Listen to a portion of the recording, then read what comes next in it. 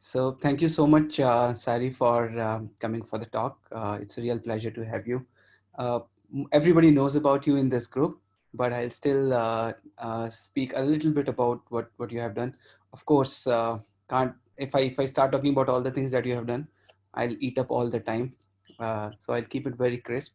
So, folks, Sairee is the founder and CEO of Sheroes. It's a community platform for women offering support, resources, opportunities, and interactions via Sheroes.com and the app. She's built a tremendous community uh, of women, and she's been a technology entrepreneur for a long time. Uh, she has done Flexi Moms earlier and Newslink, and right now she's doing Sheroes. She's recognized globally multiple times. She's a Devi Award winner. She's a Femina Awards winner, Cartier Award, powerful woman in Indian business, and a lot more. Like I don't even know have the complete list of all the awards that she has won. So today she's going to be talking about a very pertinent topic is how do we build products which are gender balanced. We at times have been very male focused over centuries, over decades. We do things that we don't even know about. There are small things that I was just talking to Utkarsh and Chandan was also recently, that how people still use he when they are writing common and generic terms. Studies And have. yeah, and which is a common mistake, and it happens naturally. You start changing it to she, Yeah, and your communication starts getting noticed, yeah, and people say, oh, you wrote she in that generic statements about product managers that you write. If you keep writing about he, people never talk about it. yeah. So these are very small things that are wrong about how we live our lives and build products. So today we are going to learn a few things from Sairee, who is, by virtue of her community building and product building and business building, an expert on this topic. And over to you, Sairee. If you're okay to have questions within the talk or after the talk, it's up to you. Right. So yeah, Uh, thanks. thank you, everyone. Thank you, Divakar and uh, Utkarsh for putting it together. It's nicely done. That's wonderful. Uh, Here's what I would like to do. You know, a lot of my career and my learning didn't happen in a linear way. You know, it happened in these anecdotes and stories and things that kept popping up, and I kept responding. And I can only connect these dots in hindsight. You know, like if you had asked me, you know, how this is going to pan out 10 years ago or 20 years ago, like, you know, it would have been, you know, really, uh, uh, it would have been a silly answer to begin with. So I think let's keep this interactive. So ask your questions whenever you want to ask, because really I don't have like any subject matter expertise here, and let's not call anyone experts here because that's hard to live with. But let but for sure, I think one thing that happened is uh, a lot of my career trajectory has been a lot of leaps of faith. And by virtue of that, and by virtue of it being very spontaneous, it's also pretty unique, right? So, and and sometimes, you know, when I'm sort of doing things, it strikes me that how a lot of these things have sort of shaped up. But let me give you a quick background to where I started and what led to Sheroes today. So to be honest, I would have never imagined at the beginning of my career that we would be here, you know, and we would be in this time and space. And I grew up in a very small town called Muzaffarnagar. So just like how we have lockdown now, when we were kids, we used to plan riot holidays. Like, you know, twice a year, the city would go under curfew. And like we knew, you know, nobody could go out and we had to be like shut indoors. And in those days, there was no internet, obviously. There was only Doordarshan, which was hellish because you could only watch one Sunday movie and Krishi Darshan. So one grew up on books. And thankfully so I think uh, in hindsight, that was one of the best things that happened to me. I started reading before, reading became like a thing, and by the time I had finished school, I had read pretty much everything that was there to read, right from Salman Rushdie to Kushwant Singh to metallurgical journals. My dad's a metallurgy guy, so we had a lot of books on physics and whatever. So that sort of set the tone for my worldview. Like, I had an interest in a lot of different things, and when you're building companies or products, both are required, right? Like having a view on things you don't have to directly deal with. So that happened very early on. And also, I come from a big fat Punjabi family. Okay, all my cousins get married when they get engaged when they're 19, they get married when they're 20. We have a nice little template going. All the guys they marry are either builders or exporters. So it's a theme. And I knew that, and thankfully, having read so much very early on, I knew like this is not cool. I have to get out of here. Like this is something I have to break.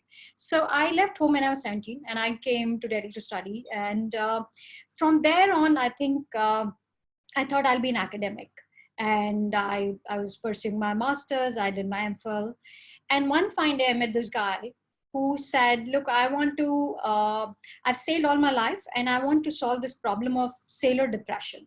And, we sail for 6 months at 10, and we have no news from home. And most sailors come from poor countries like Philippines and India and, Myanmar and Ukraine, and nobody cares about us. And I want to fix this.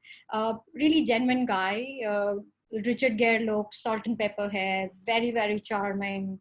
So I was all of 2021, and I totally thought he was cool and genuine. Said, okay, I'm in. Like whatever you want to do, we're going to do this. So he said, okay, come tomorrow. We'll set up office. So next day we meet at his ramshackle Vasant Kunj house. We had to literally clean it with sabun and pocha and like all that, and set up what became my first startup. So it was his idea, his money, but I was the first person on the team. And till that day, actually till much later, I didn't know what was a startup or what is a product. Like, I mean, I always thought products are sabun, tel, TV, things like that. So, but what we did was we built a product where we would stream news. This is 99. We would sort of stream news about all the sailing nations. All the sailing nations are Baltics, Latvia, Estonia, Lithuania, Ukraine, Philippines, South Asia, Middle East, basically the developing world. And mostly the captains and the ship owners are developed world, UK, America, and so on and so forth.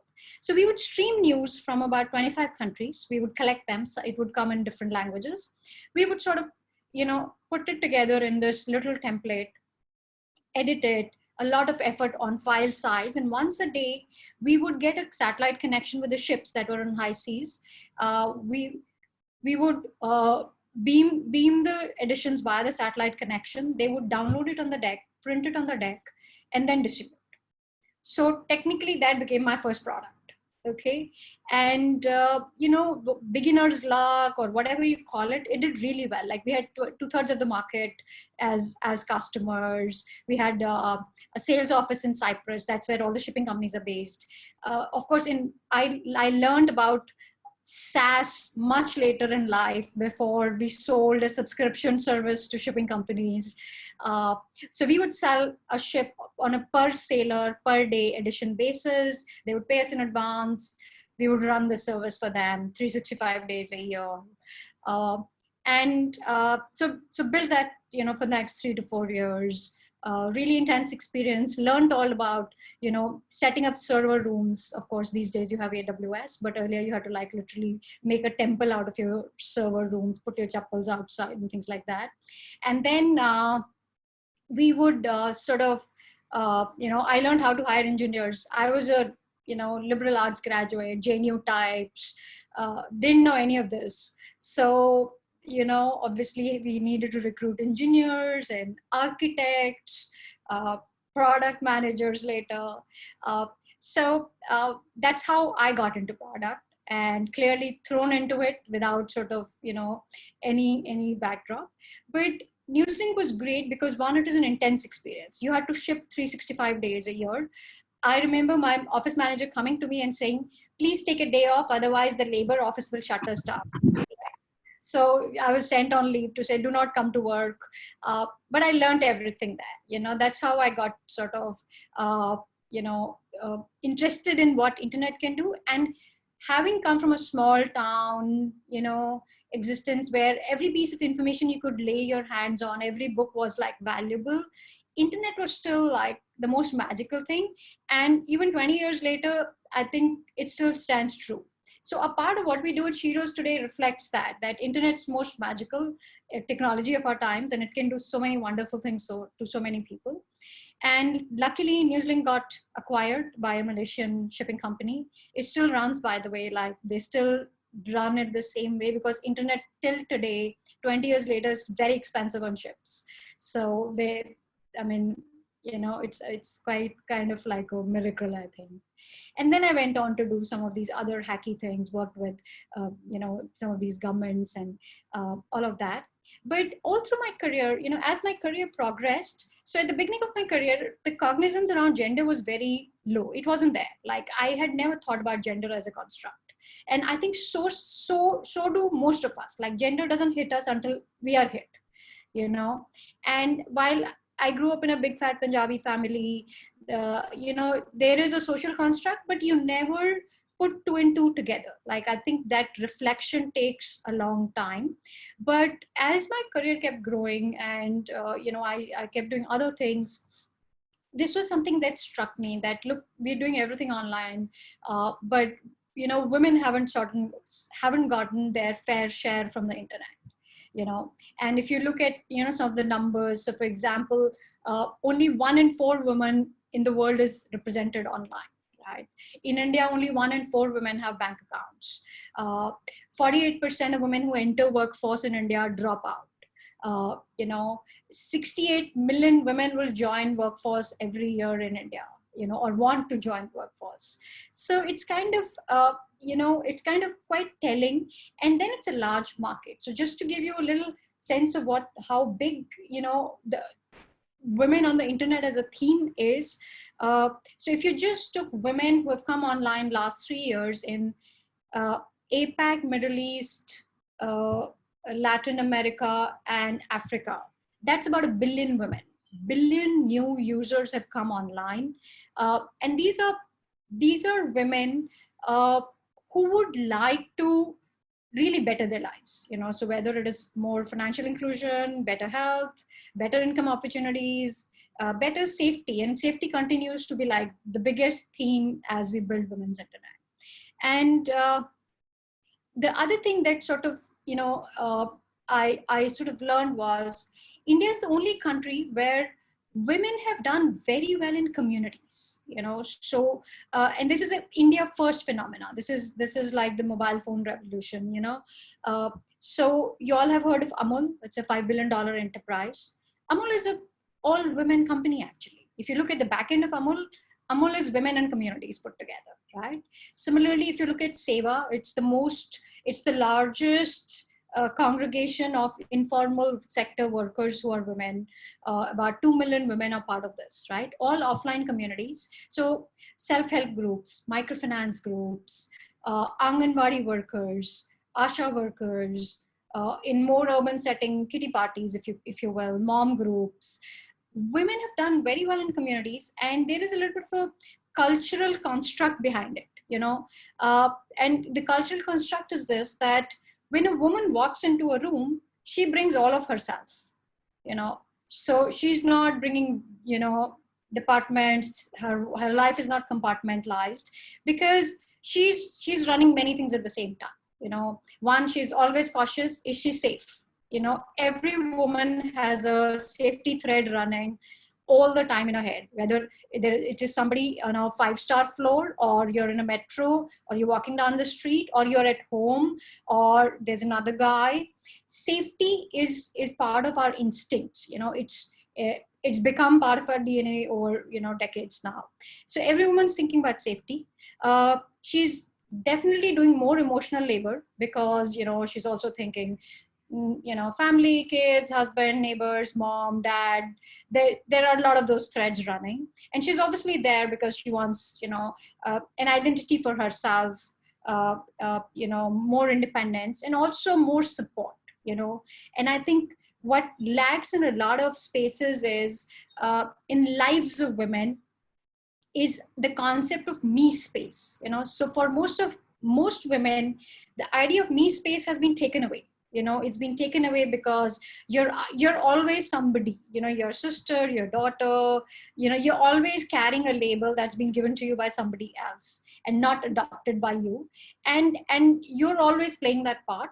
And the idea of aspirations, my aspiration, I've traveled through, I think, pretty much every part of this country and rest of the world. And what I realize is almost every woman, if I was to translate this, what I've learned is every woman wants to मैं कुछ करना चाहती हूँ. So that करना चाहती हूँ might mean it might mean something very stellar like setting up a company or writing a book, or it could be as simple as look, I make crochet socks, can I sell them, or can I find takers for my hobby, or just appreciation for a poem that I wrote. Right. So I think a lot of it comes in that way. So so that's the context to Sheroes. So we started the company about 5 years ago in a very different avatar, in a very different time. So when I started Sheroes, there were maybe 10 million women online in India. Okay. In 2018, that number became 140 million. 2019, that number was 263 million. And we're expecting by 2022, it'll be 350 million or something like that. So women is the fastest growing segment online, and we've realized that when women come online, there are 4 things that are fundamental to their internet behavior. One is identity. I think the lack of me space translates into women having a need for, more assertion, more independence, more freedom to articulate. So that's why you will see a lot of usage by women on products which facilitate expression. So if you speak to your coach or Nojoto or Instagram, they will tell you women are big users, or at least they are very deep users, because the need to have an identity and expression is very big. Second is network. Network is exactly, other people rooting for you. So, and most of these other people are also women because there's a lot of resonance value. And therefore you see products like Baby Chakra, you see products like Sheroes, you see products like Misho, because there's a need for that product. It didn't, happen one fine day. This is an instinctive need that exists. Third is well-being, my health, my child's health, my family's health, organic foods, exercise. Women are the channel through which all of this goes, right? They're sort of, always making these decisions. And fourth is access to money. So better incomes, better entrepreneurial opportunities, better access to financial products, because severely underrepresented segments. So that's the backdrop to building Sheroes for us. Any questions so far? Just a question. Yeah. So I've had experience in not being able to figure out if my user is a woman or not. So at my stint at Snapdeal, we constantly saw that a lot of orders that were happening were for saris or for women-oriented products. Yeah. But when we deep dived, we found that all of them were done by male. Yeah. Then we did a few researches, and that's when we realized that it's because the whole family has his profile on. Yeah. So it's actually the lady doing the shopping on his profile. Yeah. Now that sort of gave us a new insight, but we still couldn't differentiate properly which of the user is a male, which of the user is a female, because going by traditional profiling, both of them buy stuff for each other, basically buy stuff. Yeah. And it becomes difficult. So when you say that you can sort of pinpoint onto onboarding a female, how is it that you differentiate? Because I've not been able to do that. Right. So actually, so I'm going to tell everyone here, one of the things we built at Sheroes was we made Sheroes women only. And it's a difficult thing to achieve because of some of the things that you just mentioned. But Sheroes is a women-only platform. So I'll tell you what we do really. We said safety is the biggest value add that we can offer as a platform. When it becomes a women-only space, it becomes psychologically more safe. And of course, we also have, I think, perhaps the best moderation and user reporting policies on the internet, even if I say so myself. But we look at every ticket within first 4 hours, maybe faster. Nobody can post, any form of porn or any form of abusive material. You can't put the same post in 10 different communities. But on login, we do a gender verification in 4 different ways. So one is your social login. So Google, Facebook. Google's not really good at it. Facebook is okay. And then what we've added now is using our own data. We've built like a gender algorithm. So every time a new login comes into the system, we run the gender algo, and we've almost 85% accuracy on spotting the gender of the person. Because now the data kind of tells us. And third is we give every user reporting rights to say, hey, if you feel, this, so we are a real names network. You're not allowed aliases or, names that sound fake. You can't use a brand name. You have to use your own name. And if we feel that the information doesn't add up, we throw you out. We actually, in every quarter, we delete about 200,000 profiles which don't add up, and so setting the tone for safety was the first thing, and verification is part of that. And now we are taking it a step ahead, and we are adding, verify yourself, so it becomes a trust network. So if you look at networks, there are 2 kind of platforms, right? One is what I call viral networks, say TikTok. Completely, you're just a login. It doesn't matter who's behind the login, and and that's really it. And then there's a trust network. Let's say LinkedIn is a trust network, right? For us, trust is a big factor because it's tied to safety, and therefore gender identity is like big part of it. In fact, first 2 quarters, 3 quarters of our product launch was just doing this, getting gender verification right. So going back to, when I was talking about starting the company, so we started in a different avatar. We started as a jobs and careers platform for women.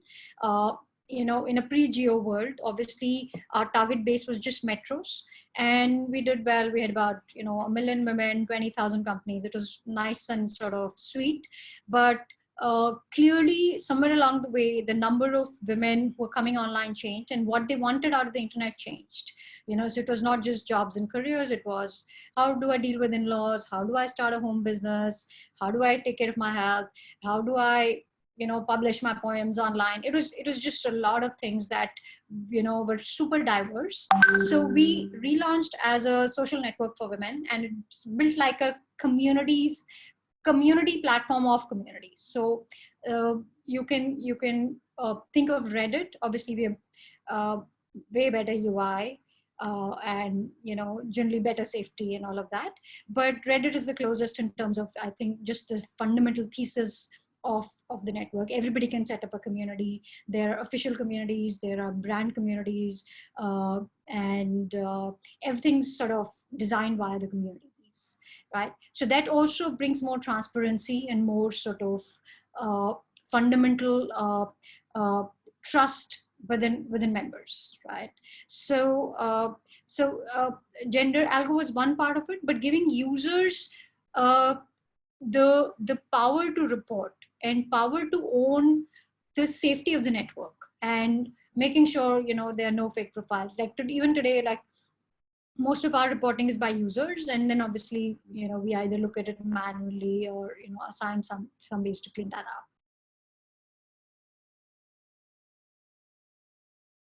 All right. Any other questions? Yeah. Any other experience of being able to figure out if it's a female gender? So actually now, so we're slowly moving towards becoming a network where 3 things happen. So there is, and that's also how we are monetizing the network. So there is, everybody signs up. there are three things very tangibly that women can do on the network besides, sharing of content, building their own community, finding their own tribe, getting advice. We run a helpline on the app, which is a counseling helpline. You can speak to a counselor. It's like a certified service. There's a resident doctor on the app, so you can always get like a, quick medical advice. My periods are late or whatever, right? So these are some of the things. But also, what's happened is, moment it became a network, people started transacting. Hey, I make crochet socks. Hey, I make jewelry, or I'm selling, and then Misho happened in the background. So it became like a peer-to-peer network, because after Facebook and WhatsApp, this was the only place people could find more buyers, more women for the products that they had. So by virtue of that, and then we've always run a remote workforce business. Women can self-certify as remote workers. And then we manage a stack of large deployments for companies like Paytm and Zomato and so on and so forth, running large-scale processes for them. So, and third is, now we are beginning to build what I call Sheroes Money, which is financial products for women, microloans, savings, small savings products. All of these need better quality information than just a social login, right? So now the incentive is way higher for everyone to kind of KYC themselves, so we're moving that up, and we're moving the direct network more and more in direction of what I call the Gymkhana thesis, right? Your respectability is a big metric of, your position in the network, who you are. Self-certification, being able to KYC yourself, even you may not need a loan today, or you're not looking to sell, but it helps you have more credibility. So making credibility cool is part of the product thesis, and it's a little tedious, but what we realize is we're not a viral network. So for example, when we get featured on Play Store, 80% of the downloads we get are men, and we are not happy about that. So for us, quality of who comes in and how deep they go with us is more important than how wide we want to go. And because and if you have so many categories, then wide becomes much easier to do, but depth is always hard to achieve. So now we're designing around the same person having like a deeper relation. Did you get a job through us? Did you make a sale? Do you run a community online? Oh, you consulted the helpline 5 times. We know a lot about you. We can give you a loan, right? So it's a lot of putting that whole stack together.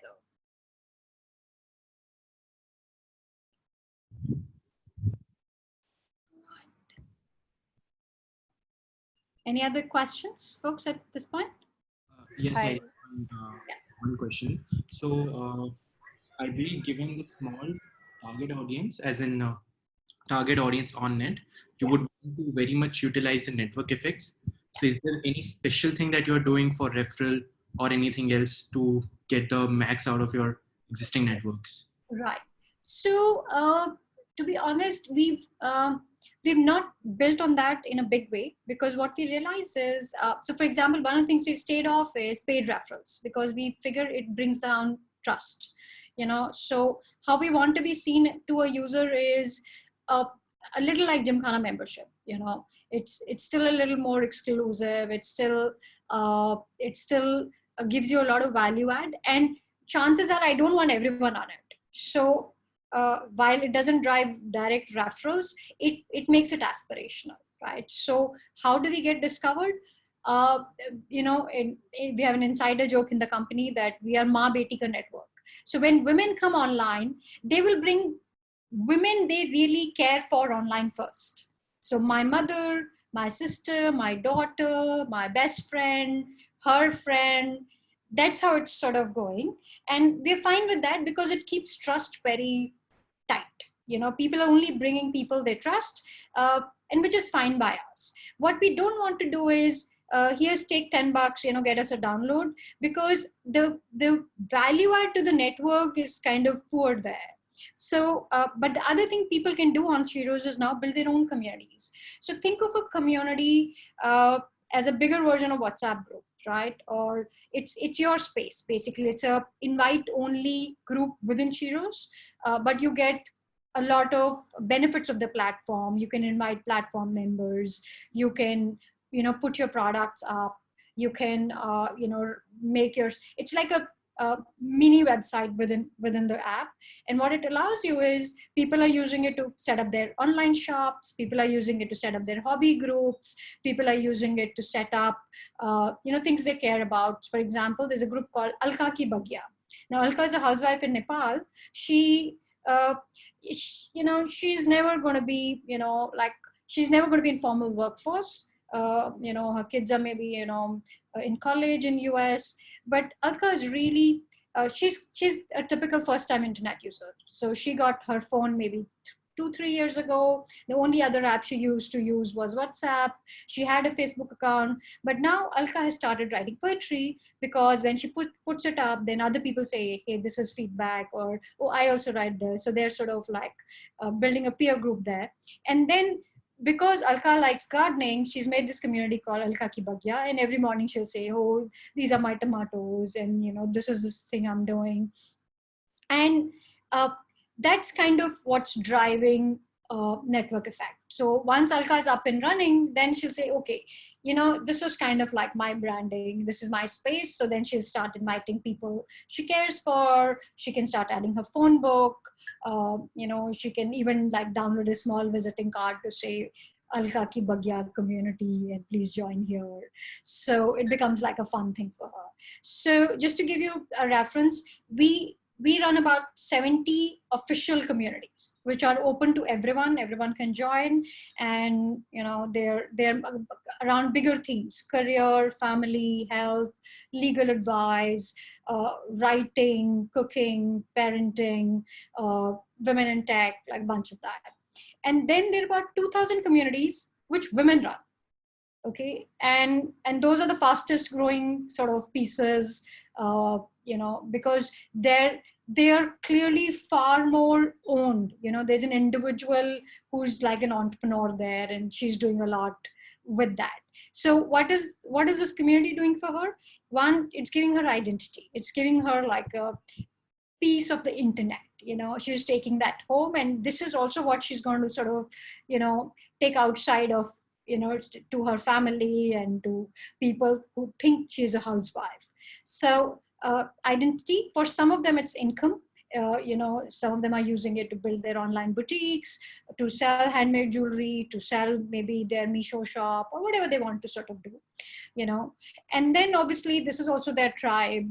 Birthdays is a thing, shared selfies are a thing. So a lot of community behaviors, like these days we're having and there are a lot of common hashtags. There's a hashtag running on the network called lockdown thali. So people are sharing thali pictures of whatever they've cooked, right? Or yesterday was World Heritage Day, so people were sharing pictures of places they've gone. So there's a lot of shared context, shared support, but also some of this, sort of panning out.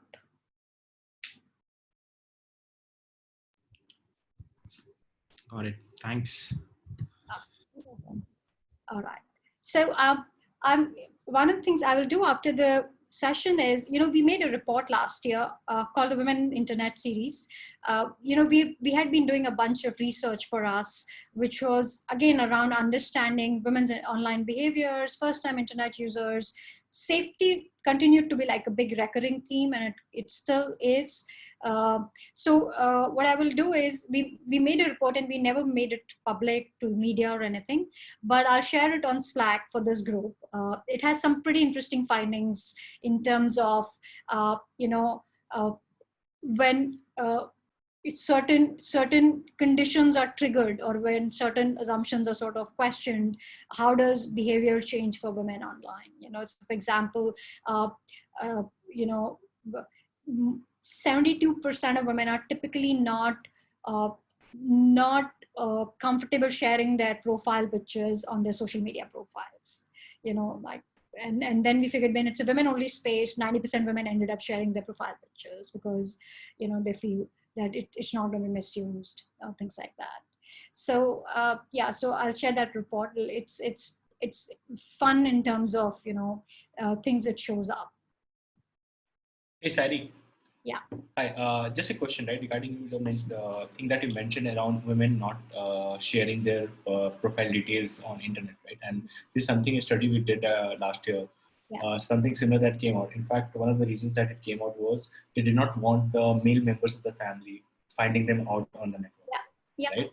And some of the women were actually trying to, in fact, hide their presence at times. You know, taking their smartphones, the husbands or brothers' smartphones, while they are not around to look at. And how did you build that initial trust among women to actually be able to be comfortable around? Okay, let me share my details around on this, that this is a woman only network. They don't trust, right? At the same time, like the second another question on this is, how did you find any behavior around any women who came online? How did the male members of that family around it supporting them for this network? Because at least on other things, so slight context, I work as a product manager in Flipkart. I used to work as a product manager in Flipkart, and we saw a lot of such behavior, especially around transactions. Women come in Flipkart how they shop. So such findings came up. Maybe it would be interesting to know your thoughts around it, Right. as well as what you saw.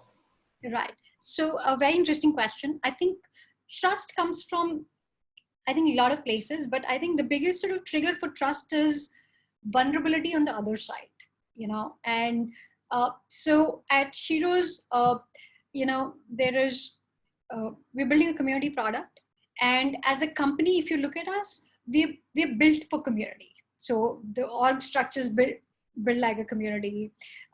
Our own sort of approach to building Sheroes is very putting community first, which means that you also have to be,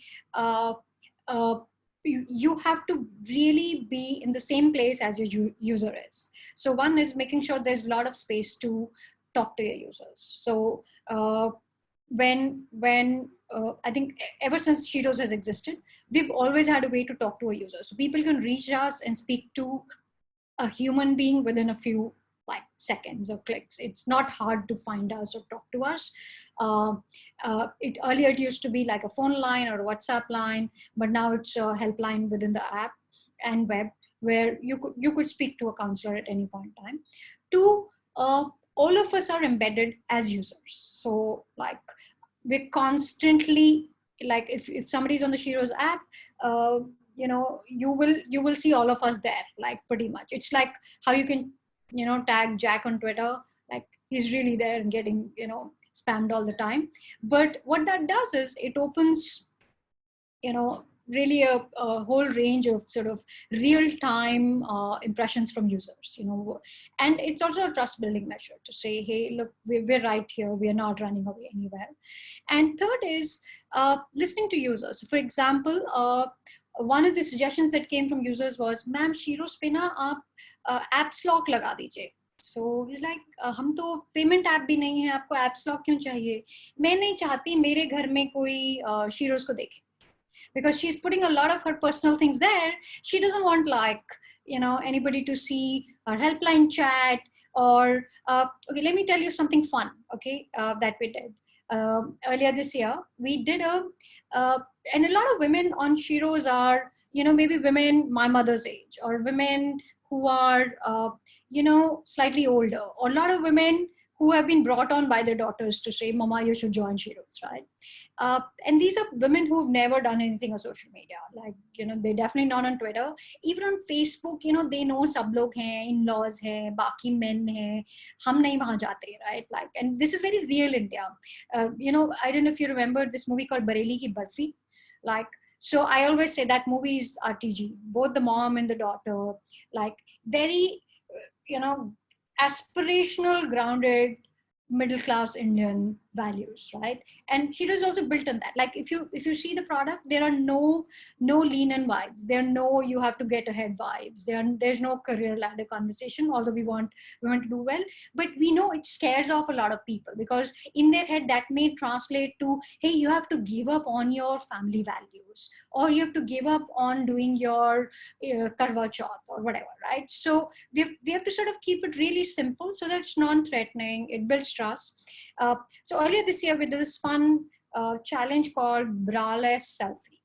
Okay, and we know that most women, when they're at home, they don't wear a bra, and it's a very women's thing. Like, we share this open secret all around. And what we did was, we told a lot of women to say, hum sab apna braless selfie dalenge. Or it was a Sunday challenge, so everybody's at home, everybody's in their t-shirts and nighties, and you won't believe it, the kind of pictures that came together as part of that challenge were really things you wouldn't never ever imagine on any other network. And for us, it was also a test of safe space, trust. The other thing I realize is, as a founder, is if you do things, then your team does things, right? So, like, my team has banned my ID from all the algorithms because they're like, you just use it too much and like it just upsets everything. So I've been thrown out, but I'm around for the user, right? So I get tagged. I'm one of them. What they are doing, I'm doing. I'm also sort of giving up this career woman, little uppish attitude to say, I will go with where users are, because that's also a learning curve for me.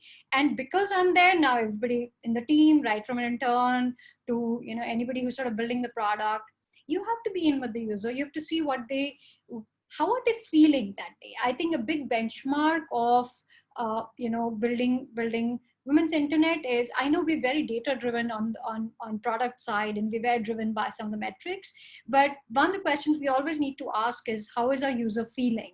And what are we going to do about it? And it kind of shows up like during this whole COVID time, we've been doing a lot of things to just sort of keep everyone's anxiety at bay. We sort of like stepped up on our helpline effort. We said, let's do daily gratitude. People started doing common meditations. So everybody's finding the way to cope, but that also means they trust this enough to sort of do things that they really care for. And then the other thing we saw was basically users have to become ambassadors or evangelists. So basically, like if you log into Sheroes, then people come and say, hello, welcome to the tribe. Like, some random person is signing up, but a new random person will come and say, like, hello, how are you? Can we help you? Come join my community or do something, right? So that tells you a lot about the network in terms of, how people are perceiving it. And then what we also realize is language, right? We all speak, pretty much English, but the language of the internet is English, like it's not even pure Hindi, it's not pure Bangla, it's not pure Telugu. It's a smattering of whatever the local language and a little bit of English. And it's not written in the script, it's written in like a mix of English as the script, right? But the languages. So just letting the user be who they are and them not getting judged, and sort of learning from it is like, I think, a way forward.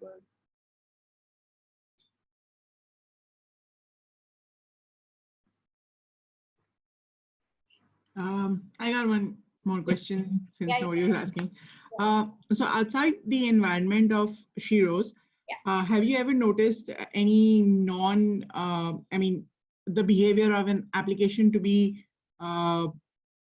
mansplaining, or maybe nobody thought a woman would ever use it? Because I know Fitbit has done its bit of embarrassment for everyone, and Apple sort of tried to do better. This is a long list. Yeah, so I wanted to know, because since I sort of have never seen more than the Fitbit debacle. Right. So I wanted to know what else is there for me to sort of point and laugh at. Right. Look, I think if you generally look at the texture of the internet, even for somebody like me who's been around on it for like 20 years, it's still an intimidating place. And I think that says a lot, or, I was speaking to somebody at Times Internet, and 80% of Times traffic is men. The fact that 80% of users still continue to be men across major platforms says a lot about the texture of what the internet looks like today. And I think trust and safety has a lot to do with it. And I am a big sort of opponent of what I call the page views culture, because we all got driven by this, MAU and page views and DAO and page views, or CTRs, and then the ad networks, this whole thing that works, right? But what it's doing is it's pushing trust down and down, and it's compromising on safety. I mean, most pages on the internet are very embarrassing, right? They're basically like, you wouldn't want to be opening that page in front of your daughter or your niece or like anybody in the house. And that says a lot, right? Like, clearly this is not even a thought on like most platforms, right? And the other thing is, uh, a, a lot of categories, right? So for example, by the way, we also own two other platforms. One is a parenting platform called Baby Gogo, and second is a period tracking app called Maya.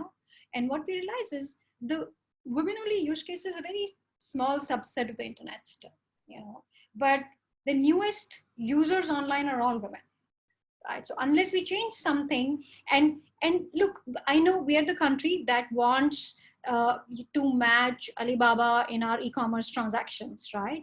How will that happen? How will that happen if women are not in on that? And I'll just share with you some notes I made on transactions online. Women control $36 trillion in consumer spending, okay, globally. And in India, 68% of all household spends are controlled by women.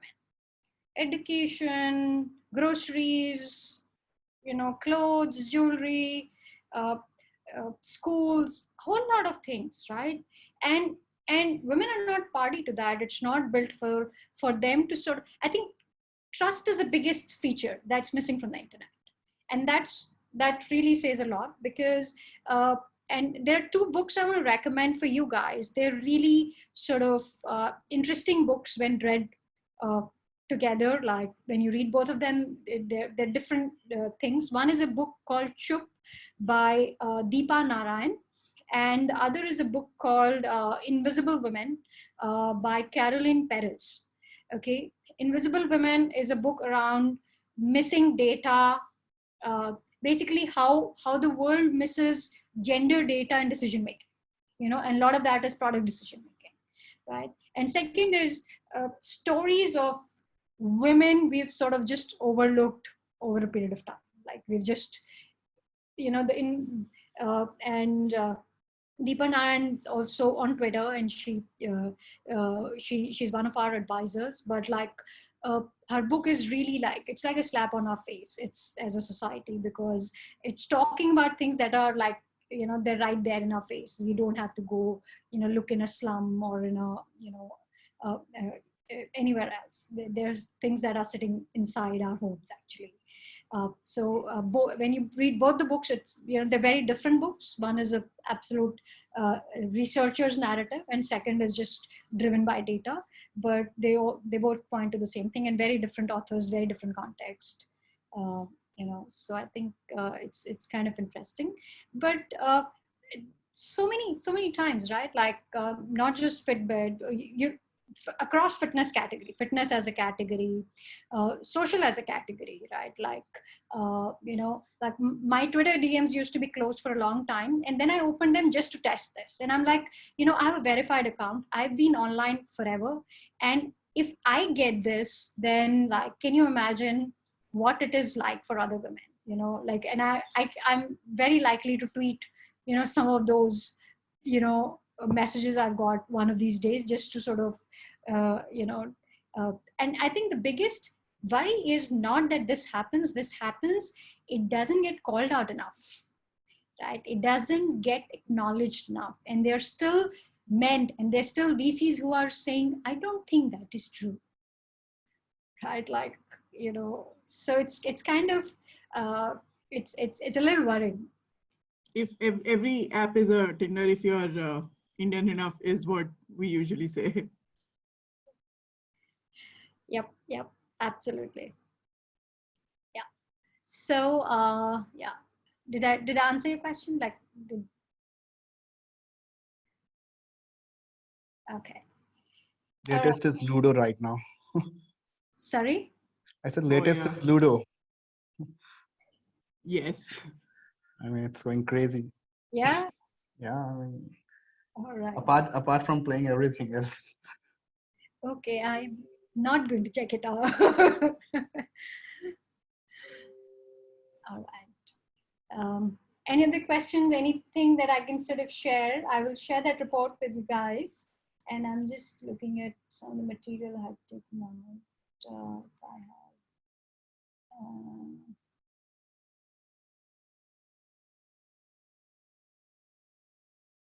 Yeah. By the way, one of the things we see is a lot of men will say, don't go to Facebook, don't go to whatever, and then they'll say, क्या हम Sheroes में आ सकते हैं?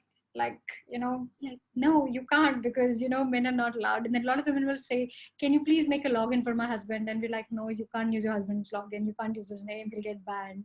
So it's kind of like the rules are different for genders, right? It's kind of amazing how some of these things pan out.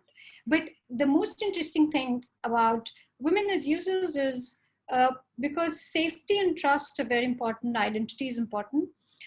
When women adopt a product, they spend a lot of time there. Like so the as a product manager, it's very hard to get women to download apps, but when they download your app, they don't uninstall it, because they're not doing this, quick churn of gaming apps and like other apps constantly. So that's the fun part, because then you see that it's in their phone. In fact, we get mails from users sometimes to say, oh, my phone broke, so I couldn't access Sheroes for a long time. I'm so sorry. They're like, no, it's okay. You can reinstall it and like we'll help you. Or one cute thing people do is they will say, 15 तारीख से मेरे बच्चों के exam है, मैं 2 हफ्ते बाद आऊंगी, and then they'll come back and everybody will welcome them. Like it's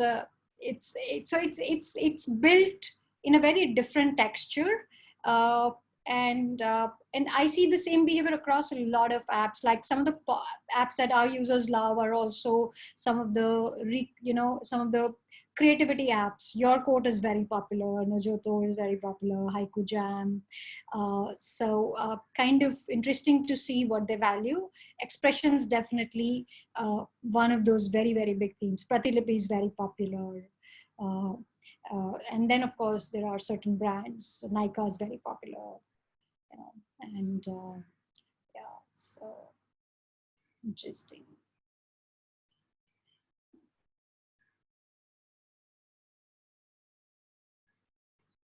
Any questions or comments, folks? Ayush? Yeah. Hey, Sairee, so this question is more, I mean, nothing related to like your current work, but more from your experience. Yeah. So what I have seen, especially in India, is like as soon as something starts working out, Yeah. there would be like at least 100 of other people doing the same thing. Right. And I'll give you an example. One of my friend, I mean, he has this IoT based startup, and in the same building, and it's in Koramangala in Bangalore. So in the same building, there are like 6 companies doing same stuff. Right. This thing I haven't seen in like Germany or maybe in France. Yeah. So like, what is your take on that? I mean, it becomes really difficult, at least for entrepreneurs, to succeed, because and then there are Googles and Amazons of the world where they can do that thing pretty quickly in a week, which what you have done maybe in 6 months or 8 months. Right. So I think I have two views on this. One is it depends on the category. If other people are expanding your category, then it's actually not a bad thing. And if you're really good, you will end up acquiring some of those companies in your segment. So keep building what you're doing. Actually, the thing with original thinking and constant evolution is that, look, the market's never, what works today will not work tomorrow at all. So it's really not about what they're copying, but what's the thought process behind a product, and that can't be replicated. And that's what differentiates a good company, a good startup from the rest. And you will see this with every trend, right? Like food tech had its own share of startups, and so did e-commerce and fintech. I mean, this is a wave. It'll always happen. It'll expand the market, and then there will be consolidation, but definitely the companies that will survive are the companies that are actually challenging themselves, that are sort of that know that this is copying a feature or copying like the same product is not the challenge, but sort of staying relevant in the category is a challenge, right? So what I also realize is somewhere entrepreneurs also have to think about things like a VC, and maybe the only time I say that is because if it's not really going into like a mega direction, it's not scaling fast, it's not succeeding in a mega way, then it's better to kill it. The living dead is a very poor way for companies to exist, because the cost of survival in that framework is also very, very high. And as a founder, as a product manager, you also don't, I mean, you're also not really making those big outcomes. So and especially these days, right, like it's much easier to put together a startup, see traction, and then see where it goes, right? Like if I was building a company today, I would definitely do that, right? Because it it it is easier to sort of rethink or change strategy or do a startup all over again than having to sort of push an idea which is not legitimately gaining traction. So it's all right to reboot many times over. I think we still are a little stigmatized about these changes in India, but you know great founders, great ecosystems allow for this to happen, right? Like they're always keep moving, it'll get somewhere. Thank you.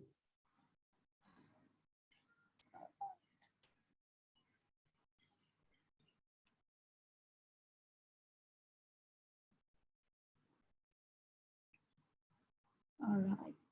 Anything else I can share with you guys? Anything in particular?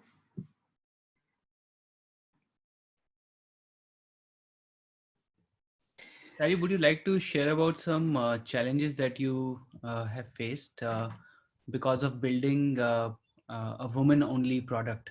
Because Right. yeah, I'm sure you'll have a long list, but what are the top two, three maybe? Right. So, I want to tell you, like, I think it's a lot of things. Like, let's say if I was, 25, 26 today, life would be much simpler. So, a lot of odd things have stacked up. I'm an older founder. I'm a single founder. I'm a non-techie founder, and I'm building a women-only product that most VCs can't get onto. Okay, so that itself is like like a bag of challenges. But now we've learned to sort of, the good thing is everybody knows us, right? And like most rooms I walk into, people, somebody's either been on the platform or somebody's used it or they've used our enterprise product. So that sort of works in our favor. But what I think building a category is always hard. So the first mover advantage is really not a thing, because you do a lot of dirty work. And I think we kind of are doing the same because, look, I think after this, a lot of things will become easier, financial products for women, health products for women, maybe partially on our stack, maybe for others. But I think that itself, category challenge is immense, so, and in some ways, it's like, uh, so Tesla was not the first, car maker to talk about solar or sustainable energy, but it clearly rode on the work of a lot of people before that in terms of setting the context. So that's one challenge. Look, and when you're sort of building a product like this, then obviously people who build this product also have to come with this alignment, right? So for us, empathy is a core value. Being able to sort of throw yourself in shoes of a 40-year-old mid-income homemaker in Bareilly is not an easy sort of context to set in. And then we are the hardest part of our business is we have nothing to sell, like and a lot of people are like, so it's just a community, just a platform, there's no direct sort of attribution to commercial sort of this thing. And when you have nothing to sell, which means you have to sort of build the business in a very organic way. It's like building Reddit in its early days. Like you have to be your own growth engine. There is no way you can bank on other people. It can't be like TikTok where you can go buy users from FB or from other channels. And that itself is, I think, a big challenge. And look, I think then, and there is also the whole barrier breaking, right? It takes years before you sort of break into some of these things. So for example, we work with women groups all over the country, and for a lot of women, having a phone itself is like, it's a big deal. It's happening, but it's still a big deal, right? It's a privilege we definitely take for granted. And or for example, we run this remote work business. It's been a uphill task to sell that business to corporates, because we had to go sell remote work and its benefits. It's only now, the only good thing that came out of the lockdown was that people understand remote work now. But for 3 years, we've been trying to tell people, these workers are actually very good. They sit at home and they do your job well, but it never found the credibility that, we would have liked. So we always had to go push it down people's throat. So I think, so there is a lot of, I think, perception challenge around women as a demographic. And then the assumption is that all women fall under one large cohort, like, we painting it with the same brush, but that's not true. There are so many segmentations and so many different approaches within that. So I think, and then of course, every once in a while you will face what I call casual sexism, or like, I'll ask my wife, when a VCs tell you, or when, people will be like, I don't think it's a large market. And they will be like, what, 350 million people is not a large market? So, things like that. So I think we run the same risk that our demographic runs, which is not being considered enough, and made invisible enough. And that's one reason, as a founder, I always tell, look, everybody in the company needs to have a voice, and you will see Sheroes everywhere. Like wherever we talk, there's a conversation around women, people will reference us. And we said, like, we have to sort of go out and be part of that conversation without having to sell anything directly. Because we want the story to sort of stay afloat, like don't go off the radar for and every time, and it kind of drives referenceability. So when you are invisible in people's mind, then your referenceability has to be very high, and that's what sort of kept us balanced. Okay, thanks. Amrit, you had a question? Yes, my question is around, for a product like Sheroes, where it's specifically built for women. How do you hire product or designers? How do you kind of judge whether they have that user empathy, or will they be able to build product for women if they are men? Or is it like you have this opinion? I'm not saying, but is it like women are better suited to build product for women or something like that? I think clearly we are women heavy as a team. So the rule in the company is that if you're on the user facing side, you're most likely a woman. But we also have men playing that role. And that's because I think at heart, it's about empathy. It's also the ability to earn trust without judging a user. And so the most easy thing that we do is when in our hiring process, we actually throw almost everyone in front of our users, right? Just to see what can they bring out of that interaction. Everyone has to go through the sit on the helpline for a day. So hiring is a slower process with us, because people need to soak it in a little bit, come in for the right reasons. We are very mission driven, right? So if they don't love the mission, they're never going to have joy in the job. And that lack of joy shows up. It shows up to the users, like they can totally sense it when people are building products totally out of like a mechanical exercise, or they're doing it out of, their authentic desire to do so. So that's very important. So besides the traditional, the usual checks and balances of hiring, the most important thing is facing the user, bringing their own insights to it, being aligned to the mission. Like they have to be a little crazy to sort of, be in it deeply. So we find young people do exceptionally well because they have no baggage, right? They just want to do this for the right reasons. We also have a lot of people who are very multifunctional, multi-diverse. They don't come from just one stream or just one kind of education backgrounds.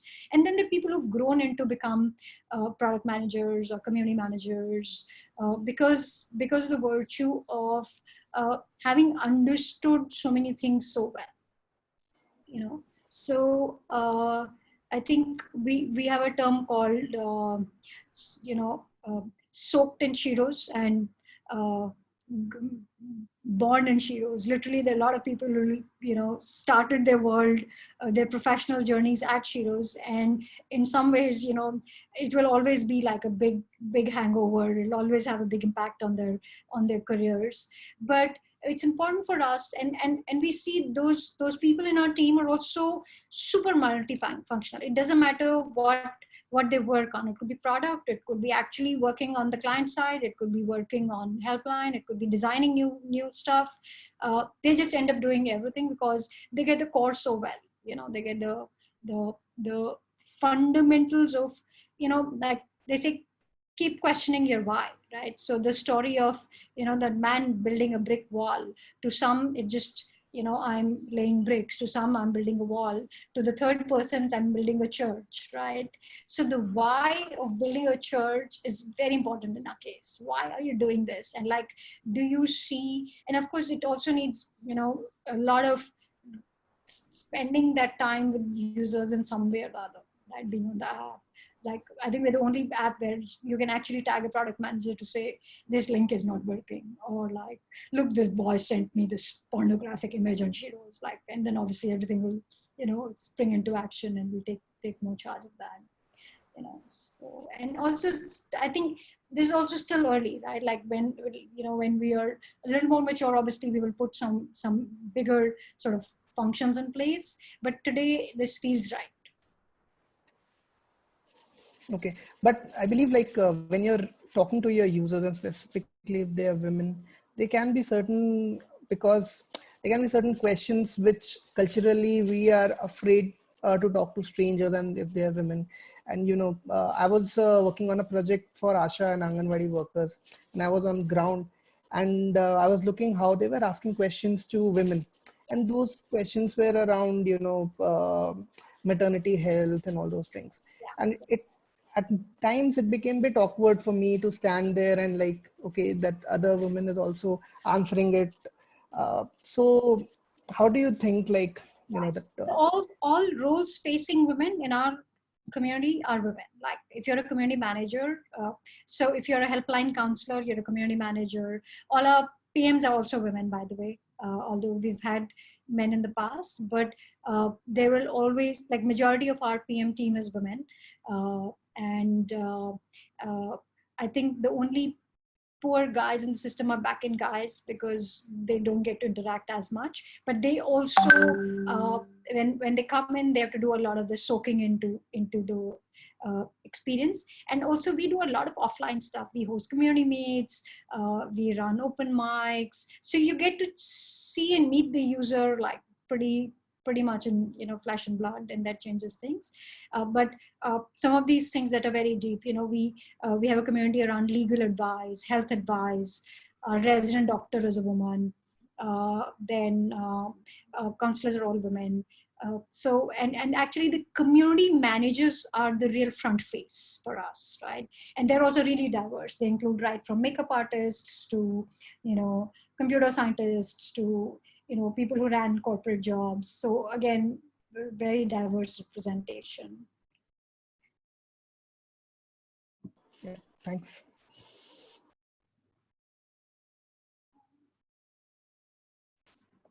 Chandras, you had a question? Yes. Hi, Sairee. Thank you for this session of yours. Really interesting, helping us to understand the other side of the gender. I was just going through one of your interviews article, so where you say that it's not the challenges which I'm afraid of. It's more of the boredom or a comfort trap which I'm more afraid. And if you have to start it again, then you will be more aggressive and you will take more risks. So just wanted to understand from your perspective that what would be a comfort zone for you, or what are those additional risks which you are talking about here? Right. So I think risk at every stage. I think, look, if honestly, if you have been a middle class woman in India, then the institutional effort is to push your risk taking down, right? मतलब ज़्यादा ऊपर मत जाओ, ज़्यादा बड़ा मत मांगो, everything like. And I realize in hindsight that so let me take a real life example. Okay, Twitter is full of pictures of men posting their first chapati and their first sabzi and first dal, right? Okay, I promise you, there is no woman out there who will ever do that. And I'll tell you why. We might actually serve a gourmet meal, but we will discount ourselves to before we put a meal out there. Okay, but because men have an inherent privilege, it's an unquestioned privilege, okay, that you can do that with confidence. I mean, really think about it. You don't know how to do something and you're bragging about it, okay? And that's exactly what happens elsewhere, okay? And I catch myself doing these things to say, I went to pitch and I was not aggressive enough, and I'm pretty aggressive. I'm pretty alpha given everything else. And I'm like, if this is me, can you imagine somebody who's never had this before, or somebody who was not driven by the need to run away from home at 17? So it's a very different paradigm for women already. And like, I definitely would ask for more money, clearly, when I'm raising, or in terms of, uh, just saying no to people, more often, or sort of, the need to be nice. Like whatever I said, Nan, like we have been brought up with the need to be nice, to sort of come across as good girls, right? And I think it sort of stops us, and I think I would sort of definitely change that. And otherwise also, look, like I was just saying, a few years ago, I would have definitely been very cagey if I said my startup will shut down, right? But now when I think, more in a more sort of experienced way, I'm like, it's fine, right? Like there are other opportunities if I have to, right? Or if I have to reevaluate this, then I'll think about it in a different way. Today, more and more, when I take decisions, I'm like, I'll say, I'm running Sheroes like a portfolio. Let me think like a VC, and I will take a decision likewise. Is the opportunity cost bigger or the cost of doing this higher, right? So I will sort of make that bet. But obviously, you learn these things, but there are a lot of things which you are institutionally and instinctively fighting against, and men never have to think about these things. Okay, like men never have to think about scratching their balls in public, right? It'll never get questioned, right? Or like, but for women, we will, we'll wait 3 stations before we can find a clean loo. So look, these are real, and each of these things adds up, right? Like each of these things will add, and it becomes part of behavior, parts of instinct, social texture, relationship between genders. Like in so many times you will see there's an office celebration and women are the ones who are sort of organizing the cake. They'll sort of make sure everybody has a paper plate, right? Because we've been trained to do this, now we can't stop doing it, right? And that kind of is setting the social dynamic in the office. It's annoying almost, right? But I think today, given our privilege, I think, let me just say privilege of, this group, we can take far more risks, right? We can join more startups, we can work longer time without money, we can sort of try different experiments, we can build products faster. And it's a, it is a pretty damn sort of privilege, given the context and size of this country, or the size of our challenges. So today I definitely feel more confident about some of these things, right? Like even like, obviously I'm 40 now, but earlier I would definitely worry about what will my parents feel about this. Will they be hurt, if I don't do well, right? Or like, I'm sure that I'll still think about it today, but today I'll be more prepared to sort of take on some of these questions. Thank you. Understood. Hey, Sairee, how does, so normally in each social network, we have this rule which says 99-1, which 90 passive consumers, 9 your engagers, and 1 creators, right? 1%. Right. Now, how does that change in a trusted network like, let's say, Sheroes?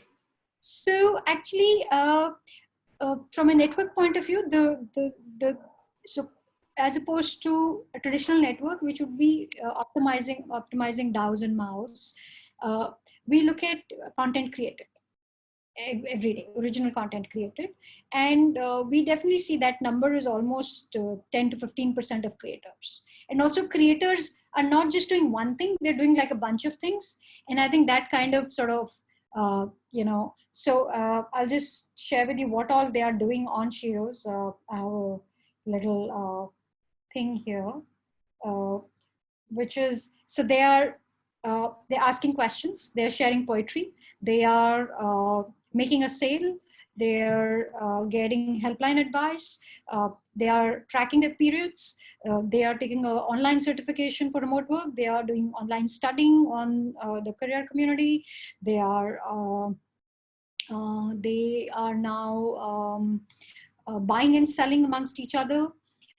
They're leaving reviews, they're writing long form, short form, sharing pictures, sharing recipes, sharing videos, applying for a loan. So all this becomes like a gamut of things to sort of do. What kind of metrics do you guys actually track then, like in terms of?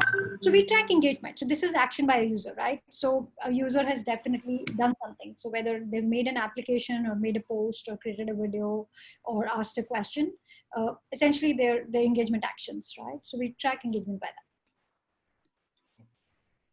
So creators are definitely higher, and we see that, and we also test it, in different settings. But what we realize is it's the core creators that also teach new users to create content. Like they kind of become ambassadors. It's like when you go to Reddit, people who've been on Reddit, running subreddits for a long time, also become like role models for the new ones to set up their own communities or set up their own threads. Got it. And a slightly controversial question, right? In an offline world, I have at least seen examples, at least in extended family as well as others, where a lot of times it's women who actually kind of stop the progress of other women. Women had, Women basically kind of shaming other women when they try to progress. Right. To some extent, right? And this especially happens in a tier 2, tier 3 kind of culture. Right. Do you see that kind of behavior on the app as well, and if, how do you handle that? Right. So let me tell you the backdrop to the shaming culture. I think the shaming culture is built in a deeply patriarchal mindset where it's propagated by what I call the scarcity mindset around like women fighting for either the resources or attention of men. That's the fundamental construct to this behavior. In fact, in Deepa's book, you will read about this. She talks about it. And one of the things she also talks about is women supporting other women.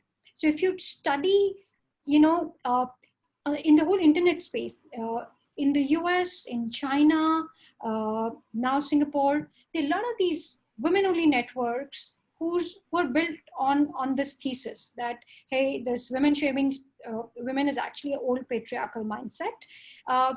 We don't see it on Sheroes for two reasons. One, we very closely watch the behavior on Sheroes, right? So everyone has to face, safety is like this, it's like the pandemic. Even if one person has the virus, all of us are suspect to it, right?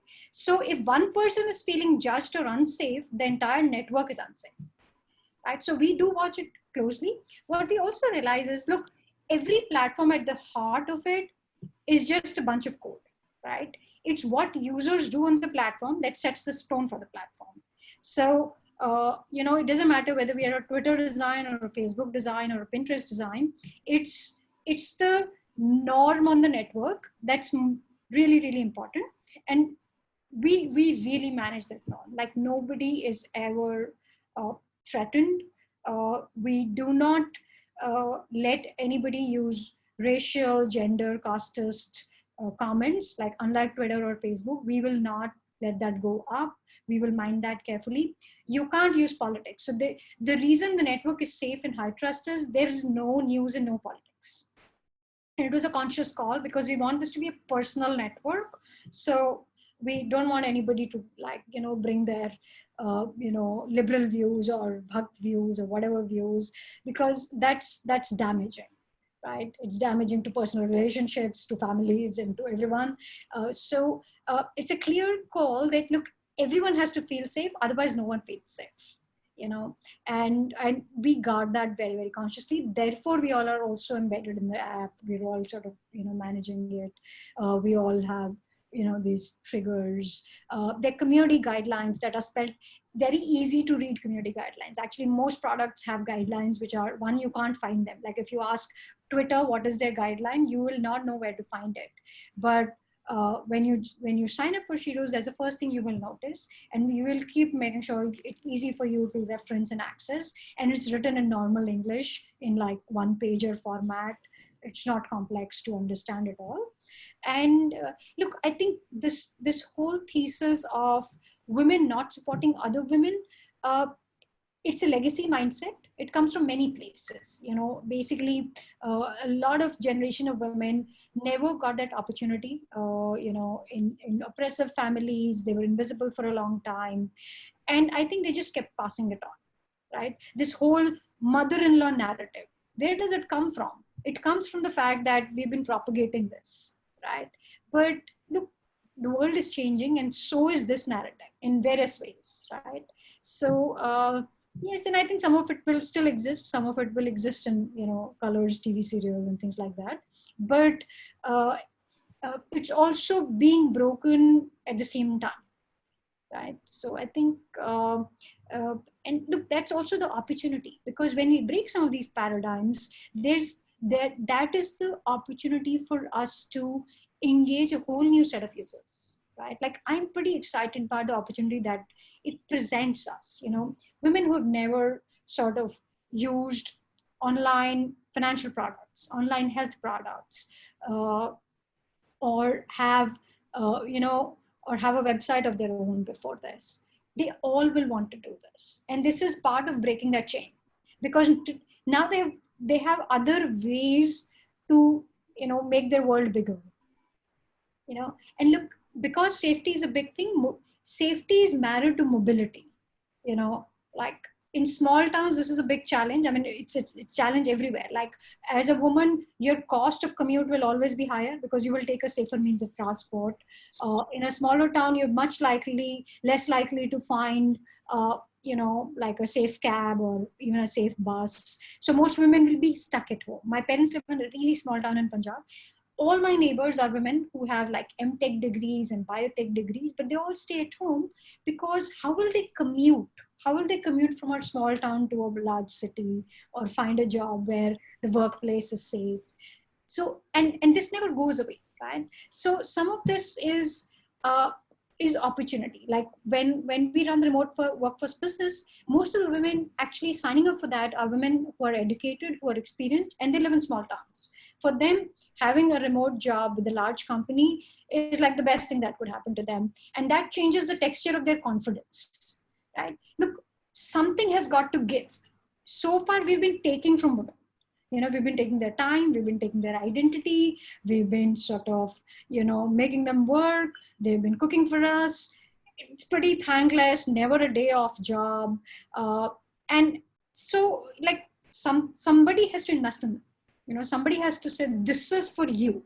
This is your me space. Aapko jo karna hai, aap jo chahte ho, aap jo karna chahte ho, right? Ultimately, we all want the same things. We want better connections. We want better recognition. We want more money. We want better well-being. We want an identity. How are women different? They never were there, right? In this whole equation. But now that equation becomes slightly easier because they all have this device, It's like a big deal, So to me, women's internet and the products we build with it is like a big, change that's sort of sitting on a horizon for us. We will see it in our lifetimes.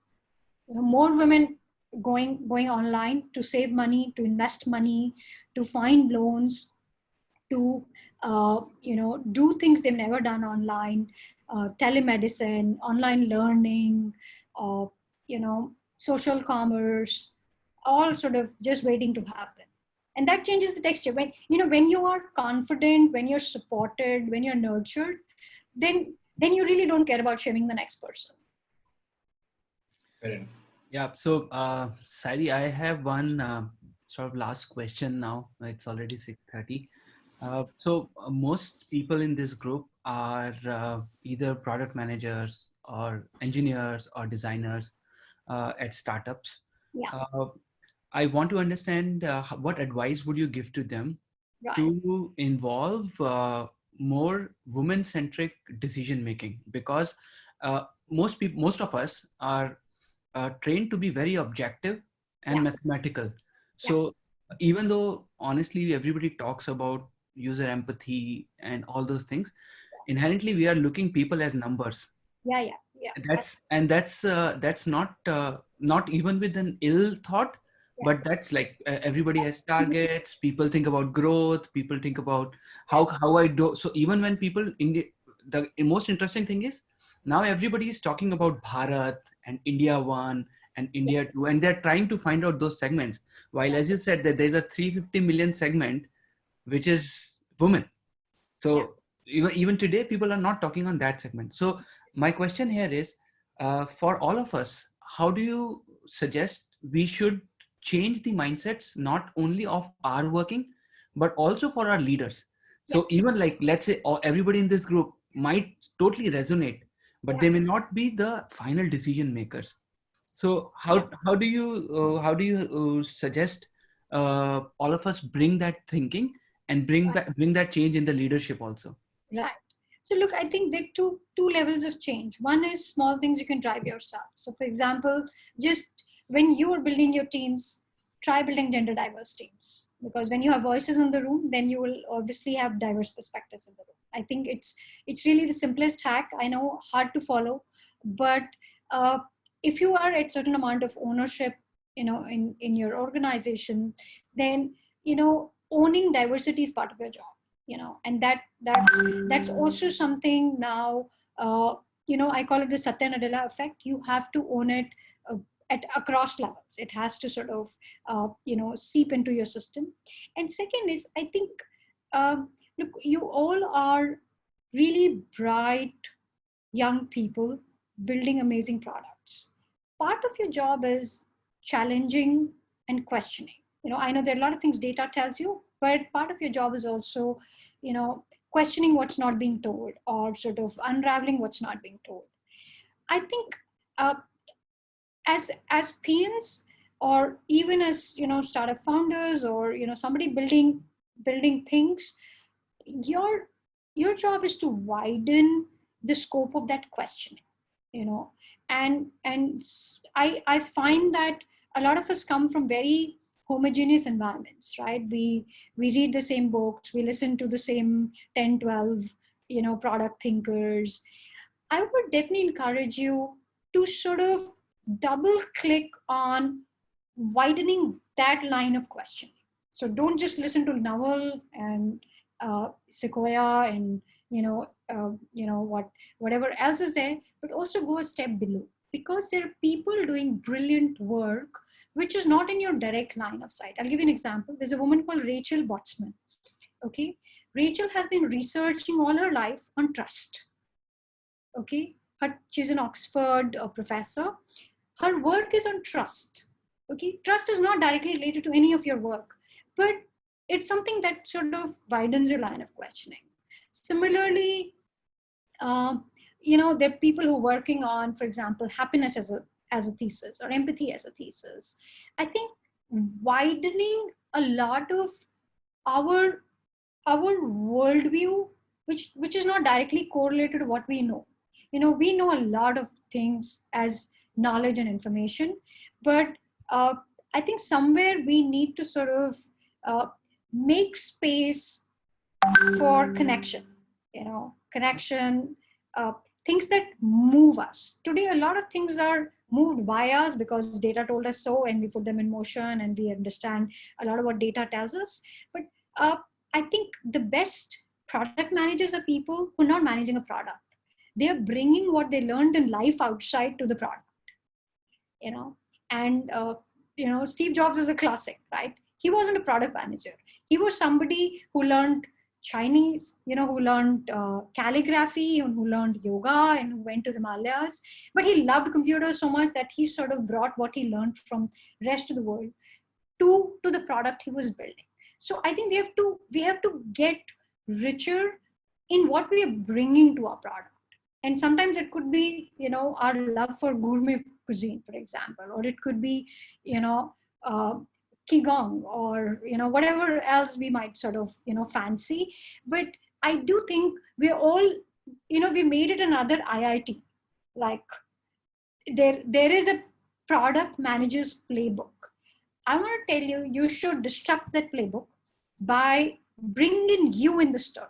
Like, what is your story? Whether you come from a small state or a small town where there is a certain narrative, or there is literature, or there is music.